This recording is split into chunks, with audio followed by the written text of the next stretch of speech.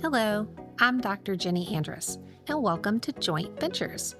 In this OSC original podcast, we take a look at recent medical news and headlines. We know in today's hyper-politicized and hypersensitive environment, it is difficult to get straight, unbiased, and informed medical news. Well, that's why we created this podcast.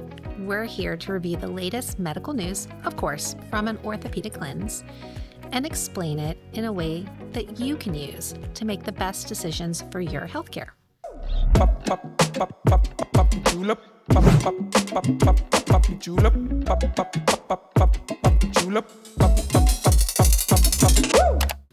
Now, I'm an interventional pain management physician at Orthopedic and Spine Center in Newport News, Virginia.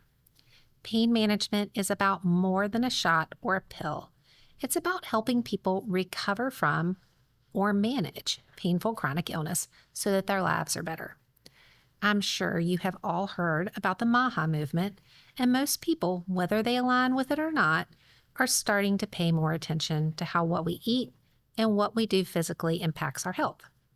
The MAHA, or Make America Healthy Again report on chronic childhood illness was just released. Certainly, there are aspects that are specific to the pediatric population, which is not my population, but most of it's pretty applicable to all age groups. Now, I preface all of this by saying we aren't looking at this politically, and I do not care who you vote for or if you like or dislike any of the authors.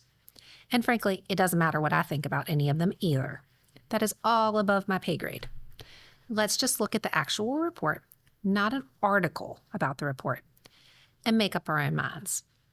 So the report begins by stating that children in the U.S. are getting sicker. Childhood chronic illness is rising, and these are not illnesses that resolve. They persist into adulthood and impact a person's ability to lead a healthy, full, and productive life. So the authors refer to it as a call to action. This report goes on to say that it requires clarity, specifically understanding the scope of the crisis, the conditions that created it, and the mechanisms that allow it to continue to grow. The introduction begins by highlighting that the U.S. spends double per capita on healthcare, but rates last in life expectancy of other high-income nations. Okay, that sounds awful and wasteful on the surface. But is this adjusted for the cost of living in that country? Things don't cost the same in every country. A cup of coffee at Starbucks is way more expensive than a cup of coffee at Wawa, which is why I go to Wawa, right? So unless you are adjusting for the cost of living in each country, this is kind of a useless statistic. And when you are comparing countries with government-run healthcare versus privatized healthcare, you are not comparing apples to apples. Additionally, life expectancy is reduced as well by deaths that have nothing to do with illness, like violence and car accidents, with car accidents obviously being a leading source of mortality in America. So that can be a bit misleading. That being said, most of us would agree that we are spending a lot of money and not getting the return on our investment that we want. So, for instance, the average American, either through their taxes or through their direct spending to their health plan and to the healthcare providers, is spending too much for a country that seems to be getting sicker. So we can at least all agree that we have a problem, right? We'll start there. The report states that 40% of children have a chronic illness, with the most common being asthma, allergies, obesity, autoimmune disease, or behavioral disorders. That is an awful and incredible statistic. We do have to acknowledge that with Obamacare came a lot of changes in medicine in the way that we code things. Then something called ICD-10 started in 2015, and it's this really incredibly onerous system that basically forces providers to provide lots of codes for every business. I mean, it has a code for bit by a sea lion, okay? So this was done at least, though, in part to help provide a better tracking system for illness, but I think it probably led to a lot of over or incorrect coding, which could be in part an issue. The report states that currently 75% of kids would be excluded from military service due to chronic health problems like obesity and mental health concerns. So despite maybe some issues in the data collection system, that number alone suggests we have an enormous problem with obesity and mental health. So I don't think they're overstating the problem, at least into that respect. Now, 1 in 5 children over 6 are obese, and that is particularly concerning when you realize that 80% of obese teens become obese adults, and that sets them up for a lifetime of diabetes and heart disease with all of their complications. And we know from previous podcasts, guys, it absolutely wrecks the musculoskeletal system. Diabetes, both type 1 and type 2, are on the rise, and now prediabetes in kids has doubled in the last 20 years. So clearly this is a big issue. Neurodevelopmental disorders are increasing alarmingly, especially on the autism spectrum. Now, I'm not going to get too deep into this. Number 1, because that's a little out of my wheelhouse and I'm going to stay in my lane. And number 2, autism spectrum is just that. It's a spectrum. And so we're lumping together everyone from people who are nonverbal and unable to live independently with people who are extremely sound sensitive or don't like crowds. That is, to me, just lumping together groups that may indeed not at all have the same cause for their problem. This is a horrible disorder, and it serves a better discussion than we're going to flesh out here. Now, the report also talks about how childhood cancer has increased 40%, and depression has more than doubled, with suicide increased by 62%, and now being the second leading cause of death for 15 to 19-year-olds. That is just awful. And autoimmune diseases are steadily on the rise, with 1 in 4 kids having allergies, either seasonal or food or eczema. And rates of inflammatory bowel disease have increased 25% in a decade. Now, I have a daughter who's dealing with psoriasis and eczema, and I have a son with inflammatory bowel disease. Now, is there an environmental factor at play here? My son loved all things dino egg bombs, dino-shaped nuggets, that dino oatmeal with the little eggs that changed color when he cooked it. I mean, did this interact with his genetics? I don't know, maybe. Is our food to blame? So the report delves into ultra-processed foods as a source of chronic illness. UPFs, or ultra-processed foods, refer broadly to packaged and ready-to-consume products that are formulated for shelf life and or palatability, but they're typically high in added sugars, refined grains, unhealthy fats, and sodium, and low in fiber and essential nutrients. Research suggests that industrial processing is a key contributor to their harmful health effects in children. But processed food is safe with regard to foodborne illness. It's lower in cost, it's portable, it has long shelf life. All those things make it gain popularity. The rise in ultra-processed food consumption has led to the dominance of 3 key ingredients in children's diets in America: ultra-processed grains, sugars, and fats. These engineered components, which were virtually non-existent a century ago, now account for 2/3 of all calories consumed by American children. That's amazing. This results in nutrient depletion, and it also results in excess calorie intake. The industrial processing inherent to production leads to significant changes in the fiber, protein, caloric density, and digestibility. And research suggests that those alterations could interfere with the brain reward pathways and the satiety hormones, which promote faster eating and compromises gut fullness signals. The refined ingredients in these foods can rapidly spike blood sugar and insulin levels as well, and damage the gut microbiome. So there are valid concerns about food additives as well. Over 2,500 food additives, including emulsifiers and binders and sweeteners and colors and preservatives, may be used to mimic the taste and texture of food and to increase its shelf life. Studies have linked certain food additives to increased risk of mental disorders, ADHD, cardiovascular disease, metabolic syndromes, and even cancer. Testing also doesn't really look at multiple additives together, and that may have a synergistic effect, being more dangerous than just the one additive would be in isolation. The authors say that a few drivers of the over-processed food crisis include consolidation of the food system, distorted nutritional research and marketing, compromised dietary guidelines, that food pyramid is junk, and government programs that have a large spend on ultra-processed foods. So it appears a lot of our processed food problems in the U.S. are unfortunately self-imposed. What this boils down to is that we're spending a ton of money on food that is making us sick, and then spending a ton of money on healthcare to try to combat that. Now, the food industry disagrees, with many of these assertions, but I honestly haven't seen any convincing rebuttal to the report that ultra-processed foods are not healthy. So next, the report focuses on chemical exposures. The report details that children are exposed to numerous chemicals via their diet, textiles, indoor air pollutants, and consumer products. This issue may not be just one particular chemical, but several in combination that impacts chronic illness. Chemicals of concern include PFAS, which are widely used in products like nonstick cookware, food packaging, textiles, and cosmetics. And that might be associated with health risk, including immune suppression and cholesterol issues. Microplastics, which we all heard of, with some studies finding that microplastics often carry endocrine disrupting chemicals that interfere with hormonal development and potentially trigger early puberty, especially in young girls, and that heightens the risk of obesity, infertility, and hormone-related cancers. Fluoride also, in 2025, a systematic review published in the Journal of the American Medical Association Pediatrics, analyzing 74 high-quality studies, found a statistically significant association between exposure to fluoride above recommended levels and reduced IQ. Now, next, the report focuses on childhood behavior. Physical activity is critical for child health and well-being.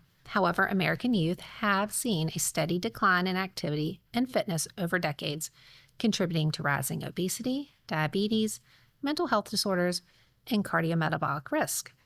Reasons that the report noted included not walking or biking to school, a decrease in school activities like recess, and increased screen time. Parallel to the decline in physical activity, American youth face a deepening psychosocial crisis. This is marked by rising mental health disorders, significant sleep deficits, chronic stress, and pervasive loneliness, all exacerbated by the widespread influence of technology. This crisis, unfortunately, is persisting despite increased therapy rates. They listed causes including declining sleep, with many kids not getting the recommended hours of sleep, with much of this related to screen time. Chronic stress among youth has surged since 2010, with mental distress scores rising sharply in 2022. Stress levels have likely increased since the 1980s due to growing academic and social pressures. Any parent out there of a high schooler can tell you that stress these kids are under, not just socially, but also academically, is crazy. Has anybody listening to this tried to get their kid into college in the last few years? Because I have. And look, when I went to a top college, and I can tell you, they did not require all of this stuff in the 1990s that they want from kids now. I mean, essentially, these children are expected to sit in AP classes all day, play a sport after school, volunteer, play an instrument, do research, and have like a 5.0 GPA. That is not just sustainable for a developing brain. Chronic stress triggers inflammatory cytokines, linking it to obesity, type 2 diabetes, and cardiovascular disease. The saying stress kills is not flippant, it's real. We'll talk about that on another podcast. Now, number 3, the report goes on to talk about the epidemic of childhood loneliness and the negative impacts of social media and technology. Okay, so the next section goes on to talk about over-medicalization. And basically, this section is talking about how prescription drug use among children has skyrocketed, but outcomes seem to have plummeted. So drug classes like antidepressants, antipsychotics, GLP-1s, antibiotics, and anti-asthma drugs, they say, are likely overused and are not without significant risk. The authors put a lot of responsibility for this on corporate capture, in which industry interests dominate and distort the scientific literature, the legislative actions, the academic institutions, the regulatory agencies, the medical journals, the physician organizations, and the clinical guidelines, and the news media. Whew, that's a lot. The authors state that the pharmaceutical industry, with its vast resources and influence, is a primary driver of this capture. And so they noted that in 2023, the drug industry spent $5 billion, $5 billion, on TV commercials alone. Okay, this is a bigger discussion, and maybe we can do this on another episode, but pharmaceuticals being marketed directly to the consumer, it does beg the question, why do you need a commercial to tell you to talk to your doctor about a chemotherapy drug? Right? Wouldn't you assume that your doctor is going to recommend the best drug for you for your cancer? And honestly, does everyone in America have psoriasis?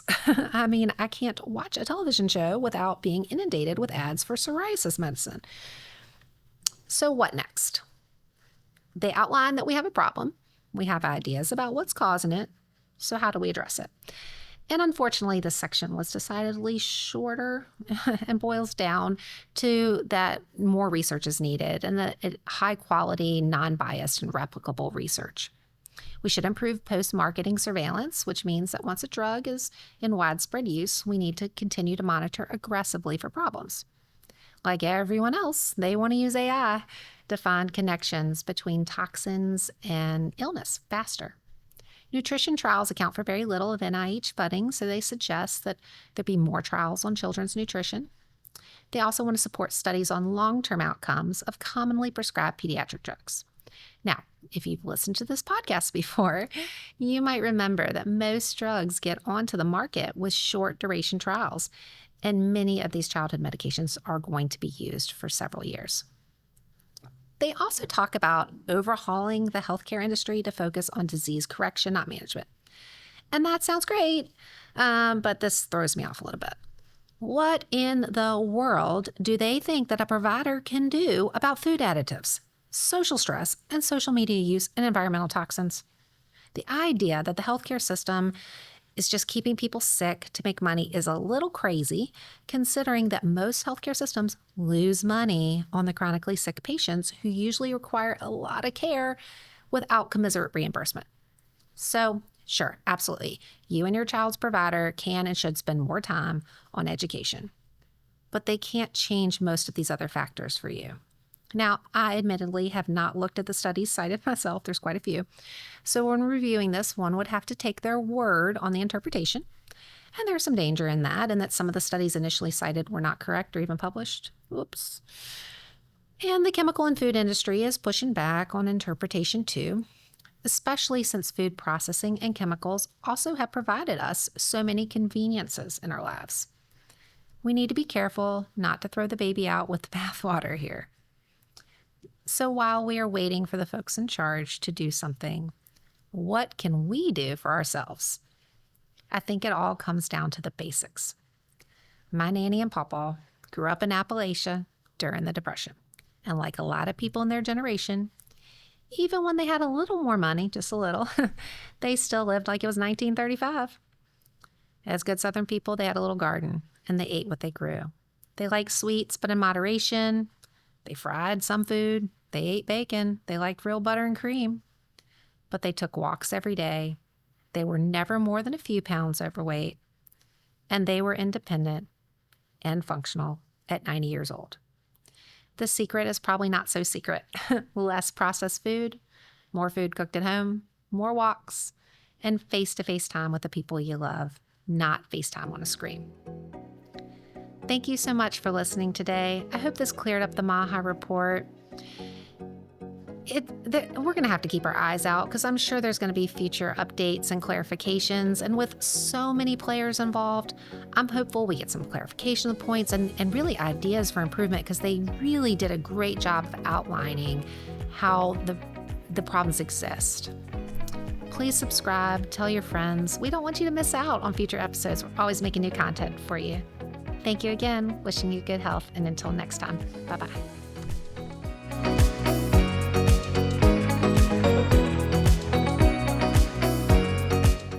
At Orthopedic and Spine Center, we're dedicated to providing the highest quality treatment using the most advanced technology available.